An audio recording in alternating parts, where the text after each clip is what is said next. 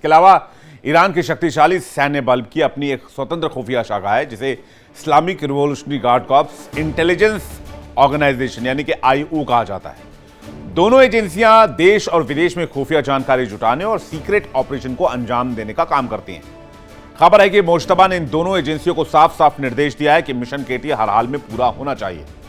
मॉइज कैसे काम करता है यह भी आप देख लीजिए।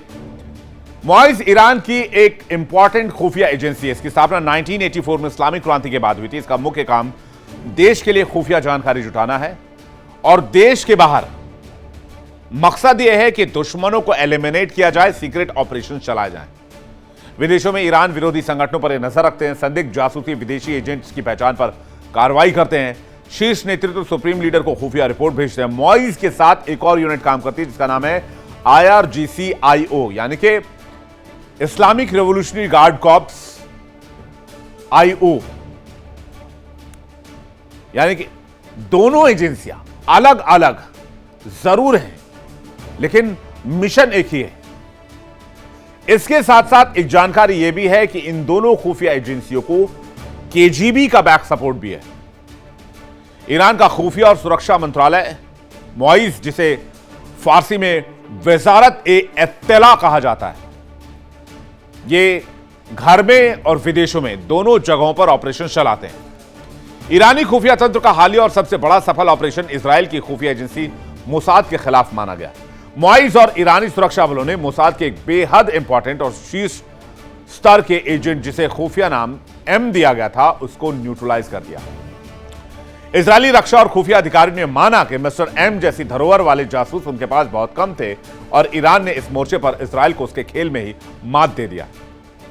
यानी इन दोनों एजेंसियों की काबिलियत पर आप शक नहीं कर सकते। इसलिए ट्रंप को डर लग रहा है। डोनाल्ड ट्रंप अगर बार बार घबराहट जाहिर कर रहे हैं, कह रहे हैं ईरान मेरी हत्या कर सकता है, तो उसके पीछे यही दो एजेंसियां हैं। विदेशी धरती पर छिपे ईरान सरकार के घोर विरोधियों को पकड़ना हो या उन्हें वापस ईरान लाना हो, मॉइज बहुत ही बारीकी से और सफाई से काम करना जानता है।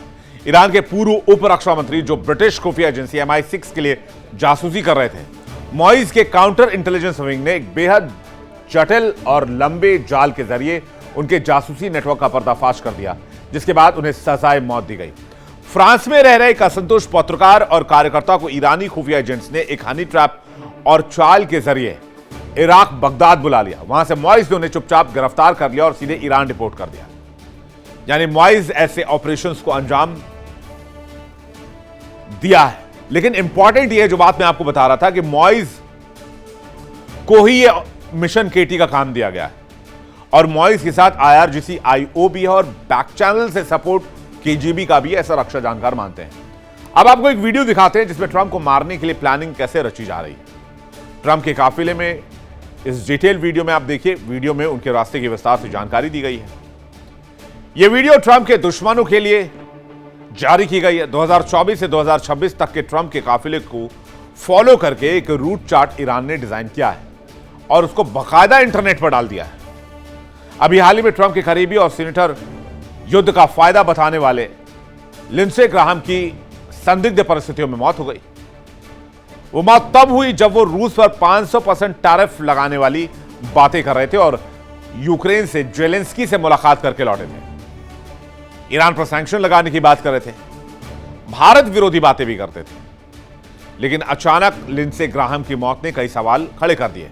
खबर है कि लिंडसे ग्राहम को मॉइज और रूस की खुफिया एजेंसी KGB ने एक ऑपरेशन चलाकर निपटा दिया। हालांकि इस मामले में अमेरिका भी यह मान रहा है कि यह मौत सामान्य नहीं है और इस मामले की जांच FBI को हैंडओवर कर दिया गया है। कुल मिलाकर कहें तो ईरान का प्लान खास है, वो खुफिया एजेंसी हो या कोई अन्य तरीका हो, वो किसी भी हाल में मिशन केटी को अचीव करना चाहते हैं। और ट्रंप के साथ 13 और नेता जो लिस्ट में हैं, उन पर भी खतरा कम नहीं है। और ट्रंप इसी गुस्से में हर खतरे को ध्यान में रखकर हर बमबारी का स्केल बढ़ा रहे हैं, ईरान के लोगों को बार बार टारगेट कर रहे हैं। लेकिन एक चीज जो ट्रंप साहब भूल जा रहे हैं कि वो ईरान में जितनी तबाही मचाएंगे, उनके ऊपर खतरा उतना ही बढ़ता चला जाएगा। दुनिया के दो देशों में अगर आप सबसे ज्यादा कट्टर दुश्मनी की बात करेंगे तो आपको पहले नंबर पर रखना होगा ईरान और इजराइल को। दोनों एक दूसरे के न सिर्फ दुश्मन हैं, बल्कि दोनों एक दूसरे को अपने अस्तित्व के लिए खतरा मानते हैं। दोनों एक दूसरे का वजूद मिटा देना चाहते हैं, भूगोल बदल देना चाहते हैं। दोनों एक दूसरे के खिलाफ लंबे समय से लड़ाई लड़ रहे हैं, मिसाइलों से लड़ रहे हैं, ड्रोन्स भेजे जा रहे हैं, साइबर हमले कर रहे हैं, प्रॉक्सी युद्ध लड़ रहे हैं, और हर कुछ महीनों में जंग की आशंका दुनिया को डराती है। अभी बीते फरवरी महीने से जंग लगातार जारी है। आज हालात ऐसे हैं कि इजराइल खुलकर कहता है कि वो ईरान के परमाणु कार्यक्रम को हर कीमत पर रोकेगा और जरूरत हुई तो ईरान को साफ कर देगा। दूसरी ओर ईरान दशकों से इजराइल को ज़ायनिस्ट शासन कहकर उसकी वैधता को चुनौती देता है। लेकिन क्या मैं आपसे कहूं अगर कि इतिहास में एक ऐसा दौर था जब ईरान ने ही इजराइल के वजूद को बचाया था? आप कहेंगे बेशक मैं 1953 से 1979 की बात कर रहा हूं, जब रजा पहलवी की सरकार थी, जो अमेरी बैक्ड गवर्नमेंट थी, और यही वो दौर था जो सबसे पहले मुस्लिम कंट्री होने के नाते ईरान ने इजराइल को मान्यता दी थी, और यही वो वक्त था जब यहूदियों की पूरी कौम को इतिहास से मिटने से ईरान ने बचाया था। नहीं, ये कहानी उससे भी पुरानी। जिस ईरान को आज इजराइल अपना सबसे बड़ा दुश्मन मानता है, उसी ईरान की धरती के एक राजा ने कभी हजारों यहूदियों को गुलामी से आजाद कराया था और उनकी मातृभूमि लौटाया था, उनका मंदिर दोबारा बनवाया था, उनके धार्मिक अस्तित्व को बचाया था। इतिहास का शायद ही कोई ऐसा अध्याय हो जहां आज के दो कट्टर दुश्मनों के रिश्ते इतने उलट दिखाई देते हो। कहानी कोई 200-500 साल की नहीं, कहानी शुरू होती है लगभग 2500 साल पहले। 6ठी शताब्दी ईसा पूर्व में जेरूशलेम पर बेबीलोन के शक्तिशाली राजा नेबुकदनेस्सर द्वितीय ने हमला किया। हमला इतना विनाशकारी था कि यहूदियों के सबसे पवित्र धार्मिक स्थल सुलेमान का प्रथम मंदिर, जिसे फर्स्ट टेंपल कहा जाता है, वो पूरी तरीके से ध्वस्त कर दिया गया। यहां सिर्फ मंदिर नहीं टूटा, हजारों यहूदियों को बंदी बनाकर उन्हें बेबीलोन ले जाया गया। उनकी मातृभूमि छीन ली गई, उनकी राजनीतिक पहचान खत्म कर दी गई, उनका धार्मिक केंद्र नष्ट कर दिया गया। यह घटना इतिहास में बेबीलोनियन निर्वासन के नाम से दर्ज है। आप इसको जाकर डिटेल से पढ़ सकते हैं। अब कल्पना कीजिए कि एक पूरी कौम अपने देश से उखाड़ दी गई है, अपनी भाषा, अपने मंदिर, अपनी संस्कृति से दूर। अगर आप इसको कंपेयर करना चाहते हैं तो आप कश्मीरी पंडितों का एग्जांपल ले सकते हैं, जो बाद में दूसरों की दया पर जीवन बिताने को मजबूर हो गए। यहूदियों के लिए यह वो दौर था सिर्फ राजनीतिक हार की नहीं, बल्कि अस्तित्व का संकट भी था। इतिहासकार ये मानते हैं कि अगर हालात ऐसे ही बने रहते तो संभव था कि यहूदी समाज आज भी इतिहास की उन सभ्यताओं में शामिल हो जाता जहां सिर्फ और सिर्फ उन सभ्यताओं की कलाकृतियां जीवित होती, कुछ यादें, कुछ शिलालेख, इसके अलावा कुछ भी नहीं होता। लेकिन तभी कहते इतिहास ने करवट ली और फारस के एक ऐसे योद्धा को जन्म दिया जिसने दुनिया के सबसे अलग तरह की डिप्लोमेसी की। इस योद्धा का नाम था साइरस द्वितीय, जिसे दुनिया साइरस द ग्रेट के नाम से जानती है। साइरस सिर्फ एक विजेता नहीं था, वो अकेमेनिड यानी कि अचमेनिड साम्राज्य का संस्थापक था। उसने मेड, लीडिया और अंततः 539 ईसा पूर्व में विशाल बेबीलोन साम्राज्य पर फतेह हासिल की। यही वो हालात थे जब इतिहास के पन्नों पर एक फारसी राजा दाखिल हुआ, साइरस द्वितीय, जिसे इतिहास साइरस द ग्रेट कहता है। इसके बारे में जरा आप जानते हैं। साइरस द ग्रेट प्राचीन फारस के एक महान सम्राट हुए। 50 ईसा पूर्व में अकेमेनिड साम्राज्य की स्थापना की, मेड, लीडिया और बेबीलोन जैसे शक्तिशाली राज्य को जीता। उनका साम्राज्य एशिया, मध्य पूर्व यानी कि मिडिल ईस्ट और मध्य एशिया तक फैला हुआ था। वो जीते हुए देशों के धर्म और संस्कृति की रक्षा और सम्मान करते थे। उनकी न्यायप्रिय और उदार शासक की छवि आज भी बहुत प्रसिद्ध है। लगभग 530 ईसा पूर्व में एक युद्ध के दौरान उनकी मृत्यु हो गई। साइरस द ग्रेट को ईरान के सबसे महान शासकों में आज भी गिना जाता है। साइरस द ग्रेट ने जो जीत हासिल की वो सबसे बड़ी जीत मानी गई, लेकिन उससे भी बड़ी जीत साइरस के फैसलों की होती थी। बेबीलोन जीतने के बाद दुनिया को उम्मीद थी कि एक नया विजेता भी पुराने राजाओं की तरह बंदियों पर अत्याचार करेगा। लेकिन साइरस ने इतिहास की दिशा बदल दी। उसने आदेश दिया कि बेबीलोन द्वारा बंदी बनाई गई तमाम जातियों को अपने अपने घर लौटने दिया जाए। और यह फैसला यहूदियों के लिए नहीं था, बल्कि सभी निर्वासित समुदायों के लिए था, सिर्फ यहूदियों के लिए नहीं था। लेकिन फायदा सबसे ज्यादा यहूदियों को हुआ। साइरस ने न केवल उन्हें यरूशलेम लौटने की अनुमति दी, बल्कि उनके मंदिर के पुनर्निर्माण का आदेश भी दिया। इतना ही नहीं, बेबीलोन द्वारा लूटे गए मंदिर के सोने चांदी के पवित्र पात्र भी दे दिए गए। सरकारी सहायता दी गई, धार्मिक स्वतंत्रता दी गई और कहा गया कि हर समुदाय अपने अपने ईश्वर की पूजा अपनी परंपरा के अनुसार कर सकता है। आज ये बातें सामान्य लग सकती हैं, लेकिन 2500 साल पहले ये क्रांतिकारी सोच थी, क्योंकि जिन लोगों को बंदी बनाया गया था उस दौर में या तो उन लोगों को मार दिया जाता था या उनको स्लेव की तरह, यानी गुलामों की तरह रखा जाता था। उस दौर में विजेता आमतौर पर पराजित लोगों पर अपना धर्म, अपनी संस्कृति, अपना शासन भी थोपा करते थे। लेकिन ग्रेट साइरस ने ऐसा नहीं किया, ठीक उलट किया। यही वजह है कि जिन यहूदियों को साइरस ने बंदी बनाया था उनको यरूशलेम लौटने का आदेश दिया गया। और ऐसा नहीं होता, अगर वो उनको मार देता या फिर उन्हें गुलाम बना लेता तो शायद आज इजराइल ना होता। हिब्रू बाइबल की शायाह पुस्तक में परमेश्वर स्वयं साइरस को मशीयख यानी कि अभिषिक्त जन कहते हैं। यह वही शब्द है जो सामान्यतः यहूदी राजाओं और धार्मिक नेताओं के लिए प्रयोग किया जाता है।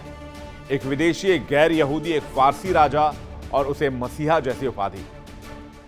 इतिहास में यह अपने आप में एक बहुत असाधारण घटना है। 1879 में इराक के प्राचीन बेबीलोन क्षेत्र की खुदाई में एक बेलनकार मिट्टी का शिलालेख मिला, जिसे आज साइरस सिलेंडर कहा जाता है। इसमें साइरस की नीतियों का उल्लेख मिलता है। धार्मिक स्वतंत्रता, बंदियों की वापसी, जबरन श्रम समाप्त करने जैसी बातें भी इसमें दर्ज हैं। इसी वजह से कई विद्वान इसे दुनिया के शुरुआती मानवाधिकार दस्तावेजों में गिनते हैं। हालांकि पहला मानवाधिकार घोषणा पत्र आधुनिक व्याख्या है और इस पर इतिहासकारों में भी कई सारे मतभेद देखने को मिलते हैं। साइरस के आदेश के बाद हजारों यहूदी यरूशलेम लौटे। जेरुब्बाबेल बेल के नेतृत्व में दूसरे मंदिर का निर्माण शुरू हुआ।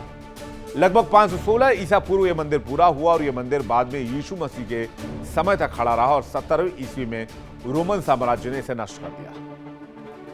अगर ग्रेट साइरस ने फैसला ना लिया होता तो शायद यहूदी पहचान के लिए हमेशा बेबीलोन में ही घुल मिल जाते और शायद इजराइल का वजूद नहीं होता। यही वजह कि आज भी दुनिया भर के अनेक यहूदी साइरस को अपने सबसे बड़े उपकारकर्ताओं में गिनते हैं। लेकिन अब सवाल यहां यह उठता है कि इतनी गहरी ऐतिहासिक विरासत के बावजूद दो देश जो एक दूसरे के पूरक हुआ करते थे, एक दूसरे के बहुत करीबी हुआ करते थे, वो अचानक कट्टर दुश्मन कैसे बन गए? 2500 साल तक सब कुछ ऐसा ही चलता रहा, लेकिन 1979 तक ईरान और इजराइल के रिश्ते बहुत अच्छे माने गए, क्योंकि तब तक ईरान और अमेरिका के रिश्ते भी बहुत अच्छे हुआ करते थे।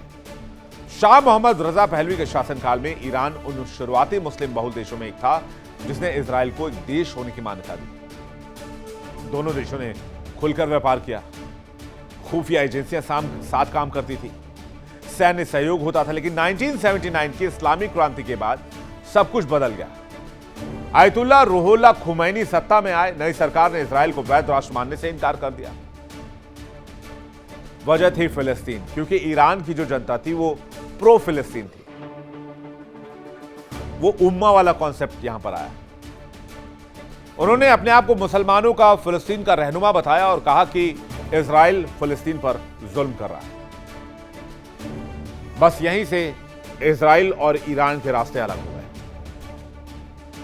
ईरान ने खुद को फिलिस्तीनी आंदोलन का सबसे बड़ा समर्थक घोषित कर दिया और इजराइल को एज अ नेशन मान्यता जो दी गई थी उसको रद्द कर दिया और वो मान्यता भी वापस ले ली। 1979 के बाद हिजबुल्लाह, हमास और दूसरे प्रॉक्सी ग्रुप ईरान ने खड़े किए और इसके जरिए इजराइल पर दबाव बढ़ाने लगा। दूसरी तरफ इजराइल को ईरान ने परमाणु कार्यक्रम से खतरा बताया। धीरे धीरे दोनों देशों के बीच दूरियां बढ़ने लगी। ये दूरियां खाई में तब्दील हो गई और दोनों के बीच प्रॉक्सी वॉर की शुरुआत हो गई। सीरिया, लेबनान, गाजा, इराक, यहां तक कि समुद्र और साइबर स्पेस में भी दोनों की सेना आपस में भिड़ने लगी। इजराइल और ईरान कैसे एक दूसरे के कट्टर दुश्मन हो गए, यह भी आप समझ लीजिए। शाह पहलवी के दौर में दोनों के रिश्ते बहुत फ्रेंडली थे। ईरान ने शुरुआती दौर में इजराइल को मान्यता दी। दोनों देशों के बीच व्यापार लगातार बढ़ा, सैन्य और खुफिया सहयोग भी मौजूद था।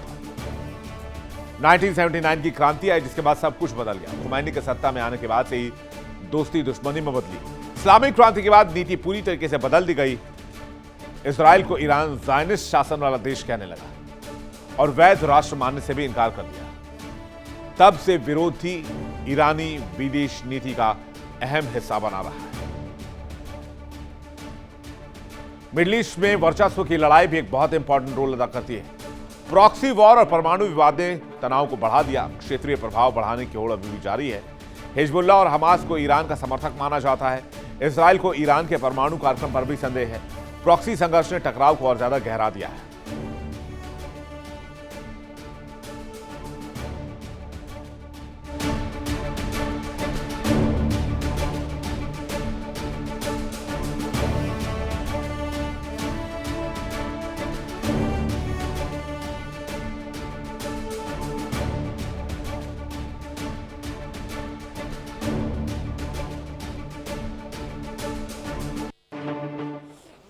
नाइनटीन 1979 में जब आयतुल्लाह खुमैनी वापस आए तो उन्होंने न सिर्फ इजराइल की मान्यता रद्द की, बल्कि इजराइल को छोटा शैतान और अमेरिका को बड़ा शैतान घोषित कर दिया। और death to America, death to Israel के नारे लगने लगे। तेहरान में स्थिति यह हो गई कि इजरायली दूतावास को बंद करना पड़ा और फिलिस्तीनी मुक्ति संगठन PLO को यह दूतावास सौंप दिया गया। ईरान के नए शासन ने फिलिस्तीन और देखिए इंडिया डेली 24/7 अब आपके स्मार्ट टीवी पर। इंडिया डेली मौजूद है सभी डिजिटल प्लेटफॉर्म पर लाइव और लगातार। इंडिया डेली 24/7 हर दिन राष्ट्र को समर्पित।